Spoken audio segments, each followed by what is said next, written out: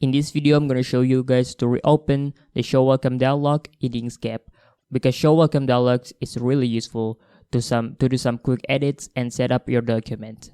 So it's really useful.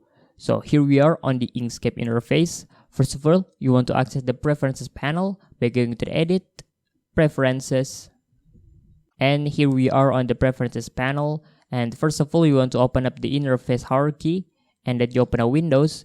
And under the miscellaneous, as you see here, you want to check this box over here that says Show Welcome dialog. If it's unchecked like this, it wouldn't show up. It wouldn't show the welcome dialog. So you want to check it like this. And let's close this thing again. And let's close the Inkscape. And now it's time for us to reopen Inkscape and see if it works. So here is a welcome dialog of Inkscape. You see, we have the time to draw, supported by you, and quick setup. So that's how you reshow the welcome dialog in Inkscape.